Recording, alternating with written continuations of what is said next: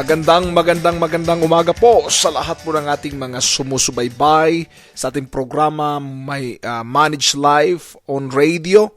Nais ko po kayong batiin ng magandang araw at masayang pagkakapi sa lahat po ng mga estudyante natin sa The Late Start Investor. Nais ko po kayong pasalamatan sa patuloy na pag-aaral patungkol sa pera. Sabi nga po ng isang kasabihan, if you want to be wealthy, study wealth. If you want to be healthy, study health. Kung gustong yumaman, di pag-aralan kung paano yumaman. Sa araw po na ito ay pag-uusapan po natin yung tinatawag 3 money habits that separate the rich from the poor. Meron pong iba't ibang habit ang mga mayayaman na maaring wala po sa mga mahihirap. Dapat nating tandaan na nag-umpisa ang pera hindi sa laman ng bulsa o ang pagyaman ay hindi nakasalalay kung anong laman ng bulsa, kundi kung anong meron tayong kaisipan. Doon po nag-uumpisa ang lahat ng ito. Kaya po si Jim Rohn ay meron pong ibinahagi na 3 money habits daw na naghihiwalay sa mayaman at mahirap. And I think he's right. Mayroon siyang punto sa pagsabing ito. Ito po mga kaibigan ang dapat tandaan ng maraming nag-aaral patungkol sa pera. The 70-30 rule. Sa pera po ng ating tinatanggap, always consider you have to pay yourself first. Dapat bayaran muna natin ang ating sarili. Kaya napakahalaga po na hindi basta gastusin lang yung pera dahil hindi po natin talaga pera ito. Pinagkatiwala lang po ito sa atin ng ating Panginoon. At kung tayo po hindi maging mabuting katiwala, wag po tayong umasa na dadami ang pera na yan. So 70-30 rule. Ano pong ibig sabihin ng 70-30 rule? You are only allowed to spend 70% from your 100% earnings. Kung meron po kayong net na $1,000, ibig pong sabihin, ang allowable lang po na pwede nyo ipadala sa Pilipinas o gastusin dito sa ibang bansa ay doon lang po sa $700. Ano po ang gagawin sa natirang 30 o 30% niya, yung $300? Yun po yung kung saan binibigay o nilalagay ng mga mayayaman ang kanilang pera. Habits nga po At first, mahirap itong gawin kung wala kang habit na ganito. Pero kung tayo po'y magkakaroon ng habit na ganito, hindi na po ito mahirap gawin para sa atin. Una po sa listahan ng 3 habits of the rich people is charity, pagbibigay. So ang unang 10% po ay ibibigay o ibinibigay ito ng mga mayayaman. Sa kasawiang palad, maraming Pilipino na hindi marunong magbigay. At kung nagbibigay man, hindi aabot sa 10%. Lahat po ng mga mayayaman ay mapagbigay po talaga yan sila.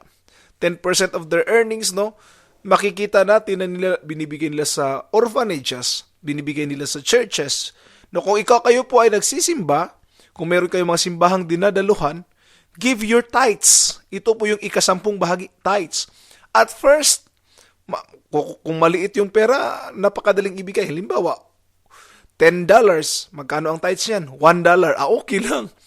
How about kung abot ito ng 1 million? Naku, $100,000? Paano ko ito ibibigay? Ang laki-laki na. Malaki siya kung halimbawa hindi tayo nakadevelop ng habit sa umpisa. Masakit itong hugutin mula sa atin. Pero kung nagkaroon na tayo ng habit ng pagbibigay, hindi na po siya mahirap. Because only the giver is worthy to receive the blessing. Ang mga taong nagtatanim lang ang siyang karapat-dapat din na umani ng mga bagay-bagay. Kaya kung hindi tayo nagtatanim, huwag tayong umasa na tayo po yaani, kaya po, yun po yung first 10% doon po ilalagay. Yun yung habit, charity. Second po is capital investment. So saan po ilalagay ang pangalawang ika-10 bahagi, ika-10%? Doon po natin ilalagay yan sa tinatawag na investment. Ibig sabihin, I don't know anong klaseng investment meron kayo. Either it is lend type of investment or buy type of investment. Ano po yung lend type of investment? Yung lend type of investment is pinapautang natin yung pera natin, pinapagamit natin sa iba. Samantalang ang own type is, yun po yung binibili natin at pinakikilos natin. Sa own type of investment, meron dalawang bahagi din po yan, no? Sa own type, it could be a tangible project or tangible business or an active business or an active income or a passive income, no?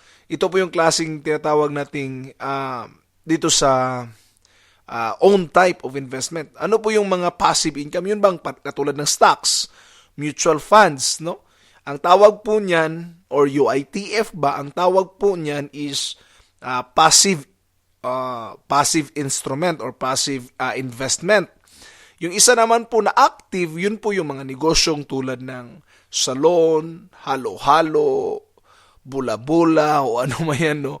Na anong negosyo o di kaya'y gusto nyo magtayo ng restaurant, karinderya. Yun po yung tinatawag na active investment, active type. So, ibig sabihin po, dito po yan ilalagay investment. Alam po ko po na alam nyo na yung investment. Later on, we will be discussing about investment. The third po na habit ng isang mayaman is savings. Ang savings po na ito ay hindi lang po nilalagay sa bangko. Madalas pong ginagawa nila dito is nilalagay nila sa bonds na mga instruments, no, yung government securities. Kasi po ito po yung nag-yield ng mas mataas kaysa bangko. Last option na po talaga ang bangko. So ulitin ko po, 3 habit ng mga mayayaman na wala sa mahihirap o probably meron man pero hindi minamaximize. Number 1 is charity or giving. Second is capital investment. And third is savings. Ang tanong ko po, atin po ba itong ginagawa? Atin po ba itong dinidevelop na habit? Madalas kasi maraming mga taong hindi talaga nire-reach itong potential na ito, hindi talaga ginagawa, hindi dinidevelop sa kanila. Kaya po ang challenge ko, kung tayo po ay may kita, habang maliit pa, ay ayusin na natin, no? Huwag na natin antayang lumaki pa kasi kung hindi natin kayang i-manage ito habang maliit pa, huwag po tayong umasa na lalaki yan. At kung lalaki man yan, magtataka ka rin anong nangyari, bakit nawala. Kaya nga po, nung maliit ang kita na pagkakasya, nung lumalaki na, nagkakakulang na, nagkakautang pa. Hindi niyo po ba napapansin yan? Kaya po, kung titingnan natin, kailangan pong i-develop yung habit na ito, no? Charity, investment, and savings. Gawin natin ito ng tama at ayusin natin ng tama yung perang pinagkatiwala sa atin kasi hindi po ito sa atin, no? Pinagkatiwala lang ito ng Panginoon sa atin. Kung hindi natin ito maayos ngayon, kailan pa natin aayusin? So always develop the habit. Ito po ang tandaan natin, no? The habit of savings, investment, and giving are the habits of those people who wanted to become wealthy. And you have to work it out. Kailangang trabahuin talaga ito. Work full-time of your job and part-time on your fortune. What is this part-time? This is savings. The habit of giving and the habit of investment. Yan po yung habit o yan po yung working part-time on our fortune. So poor people, with regards to savings, ito po ang differences ng poor people at saka rich people. Poor people spend their money and save what's left. While rich people save their money and spend what's left. Kung ang mahihirap, they spend all their money and save what's left. Ano na lang ang matira? May matira pa kaya?